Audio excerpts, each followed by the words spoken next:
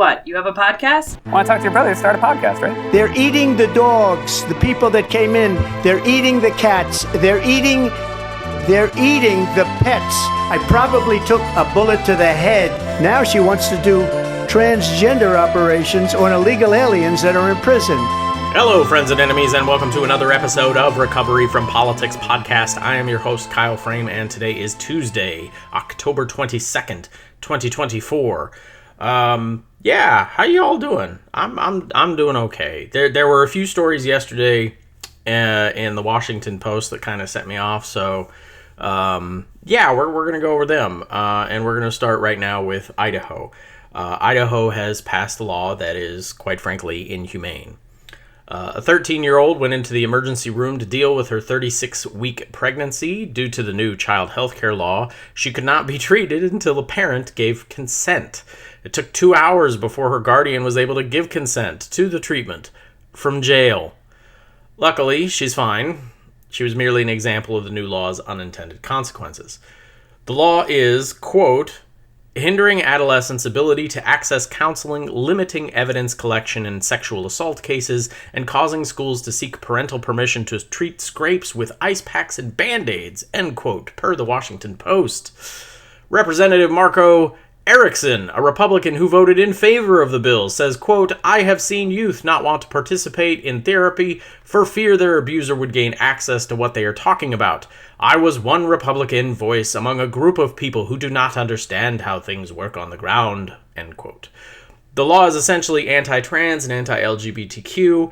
It's designed to prevent children from discussing relationships, birth control, and gender care without consent of the parents. However, in reality, the law goes a lot farther than just discussing things with school counselors or doctors. Evidence of sexual assault cannot be collected or is significantly delayed. After all, how do you go to the emergency room and ask for a rape kit when you need your rapist's permission? You know, these are the kind of laws we could see go national in a Trump-Vance presidency with a Republican House and Senate, which is likely. The Supreme Court has already given groups like these that push these laws a lot of victories and have already tipped their hand that more are on the way. So the Idaho bill's sponsor, Representative Barbara Earhart, a Republican, said, quote, we don't let kids drive, we don't let them get tattoos, we don't let them drink, but we're going to allow them to make medical decisions that affect the rest of their lives without their parents? The most trusted bond that we can have is that between a child and their parent, and it's everyone else who is getting in the way. It needs to stop, end quote. Fuck her, first off. You know, just fuck her. Anyway, for me, this all has to do with control. Control over everything and everyone.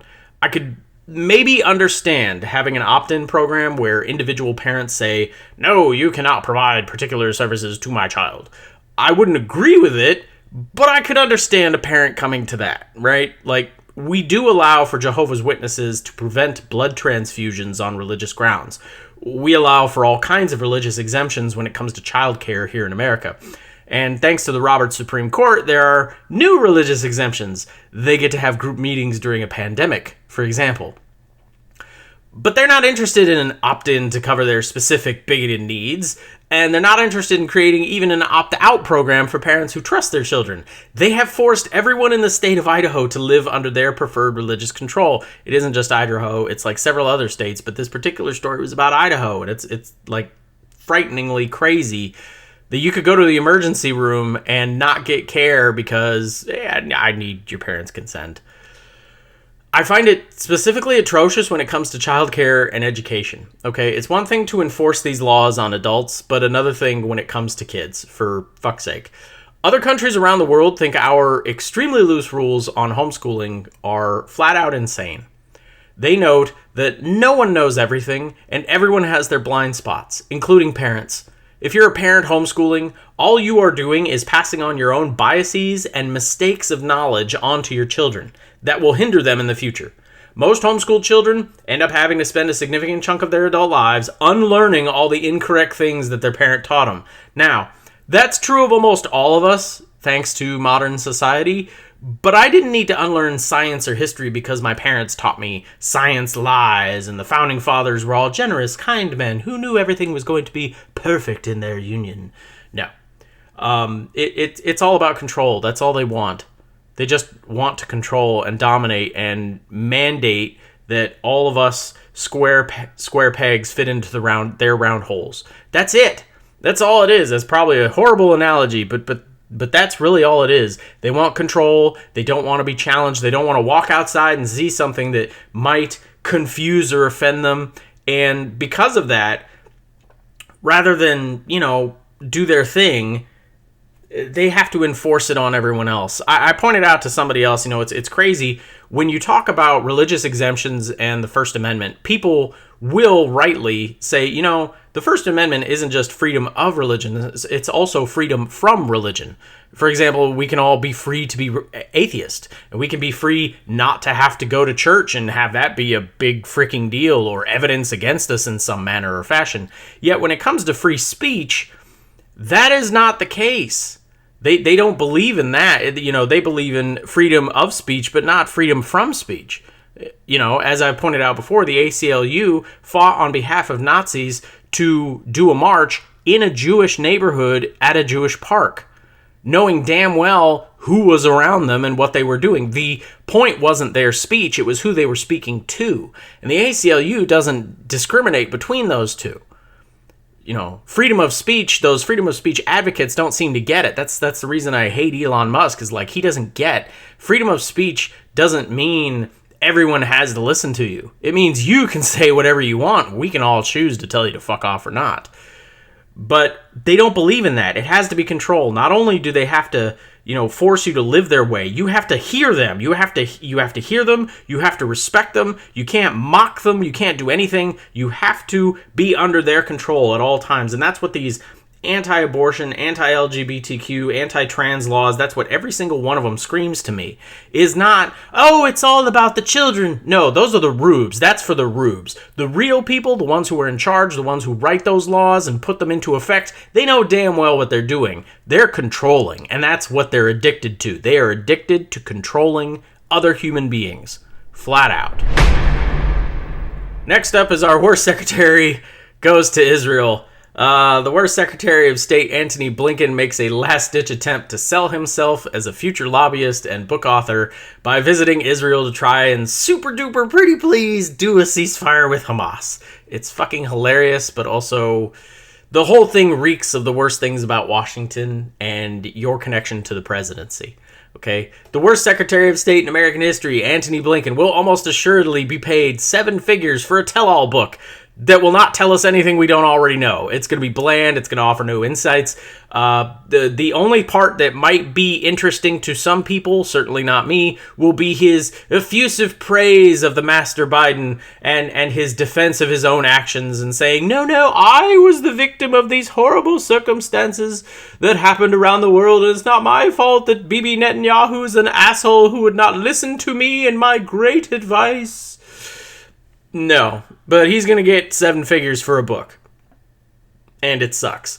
He will receive 5-figure speaking fees from corporations, lobby groups, or anyone else willing to pay. He will be invited to some bullshit Ivy League school's graduation ceremony, next year as the keynote speaker. It doesn't even matter if he gets a ceasefire deal. It sure would make his speeches and op-eds for the Wall Street Journal more interesting, but he has no victories to speak of. Anything you might have thought was maybe a victory has been snatched away from him due to his utter incompetence and bungling of circumstances. If he can't get a ceasefire deal, he at least needs the world to think he really, really tried hard. And luckily, so far, his reputation as horribly underqualified clown, who should have resigned as soon as he realized the Middle East was going to dominate the last 2 years, remains intact. I don't buy for 1 second that his actual objective is to get a ceasefire deal between Israel and Hamas. His objective is for Israel to please stop being in the news with genocidal acts every day between now and the election. If Harris versus Trump comes down to one state, it will likely be Michigan, and right now the best polls, show Harris in a dead heat with the Orange God King. It might be the election, it might be his own stature, but Blinken isn't going there to save the lives of innocent Palestinians. He's going to beg Israel not to attack Iran until after the election. He's going to plead with whoever will listen, and it will ultimately fall onto deaf ears because Israel doesn't care who wins the American election. Netanyahu has signaled he prefers Trump, but Harris hasn't exactly been promising major changes. Both will still provide weapons and money to Israel while they continue their campaign in the Middle East. The only difference will be tone. Trump won't care. Harris will complain loudly, and much like Biden, still provide anything Israel needs. Because there's another aspect to this that isn't discussed all that often. The United States needs Israel more than Israel needs the United States at this point. The entire point of giving Israel carte blanche on their actions over the last 20 fucking years is because they are currently the only check in power to Iran's own ideas for the region. Saudi Arabia has broken away from the United States lately. They pay us lip service and take our weapons and dollars, but Saudi Arabia definitely doesn't need the United States anymore. They've been making inroads with Russia and China. This is why Biden has been playing his game with the federal oil reserves. He asked Saudi Arabia to increase output to lower gas prices, and the Saudis said, no, fuck off. They're no longer willing partners. Biden has been trying like hell just to keep them from outright defecting to the other side. However, Israel has always been a thorn in the side of Iran thanks to their religious doctrine. Iranian leadership is highly anti-Semitic and openly talks of putting Israel to the flame. The only thing I agree with Israel on is the desperate need to keep nuclear powers away from Iran. Their rhetoric doesn't align with that of a responsible nuclear power. You could argue that India, Pakistan, and North Korea didn't either prior to getting the bomb, but I don't think you can keep playing Russian roulette with nukes. Eventually, a state with a crazy leader will get their hands on a nuclear weapon and then use it. Until proven otherwise, Iran is currently the biggest threat. They're the biggest.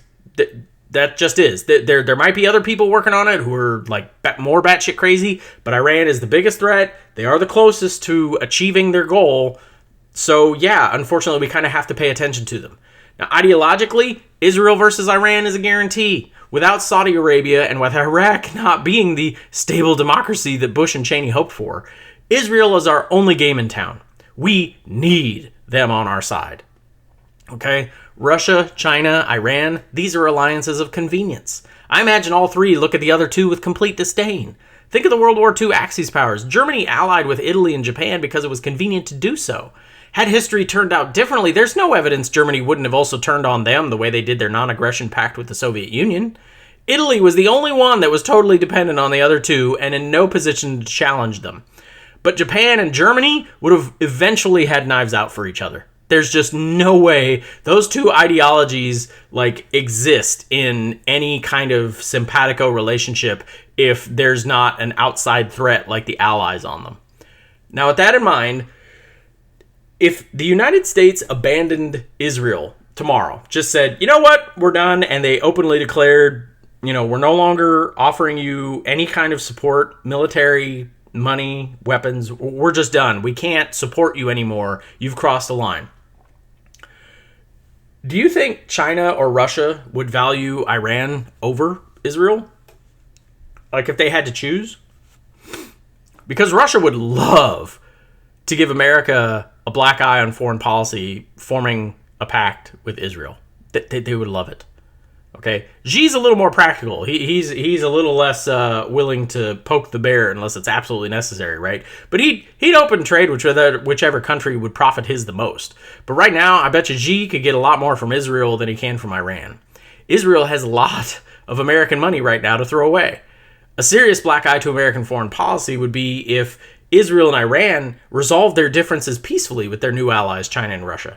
I mean, let's think about this. Russia and China already have a relationship with Iran. If America abandoned Israel or Israel abandoned us, right, just like, screw it, we're going it alone, they would need new allies. And if they made allies with China and Russia, one of the conditions could be, okay, well, if we get Iran to stop, will you stop? And China and Russia, I doubt, would have a problem at all with Gaza or the West Bank. I mean, what if the deal was, you can do whatever the hell you want within your own borders, even with Lebanon, go for it, man. Go take some land from Lebanon and Syria. You can do whatever you want there, but you have to leave Iran alone because they're our buddy. What if they were able to negotiate a peaceful resolution between Israel and Iran? I mean, the United States foreign policy establishment simply cannot allow that to even be a remote possibility. I mean, it's highly unlikely given the animosity between those two countries, but you can't say it wouldn't be impossible. I mean, everybody has a price. And ask Iran who it hates more, Israel or the United States. If given the choice to ally with either Israel or the US, and you get to land a significant blow against the other, would anyone guarantee that Iran would pick us?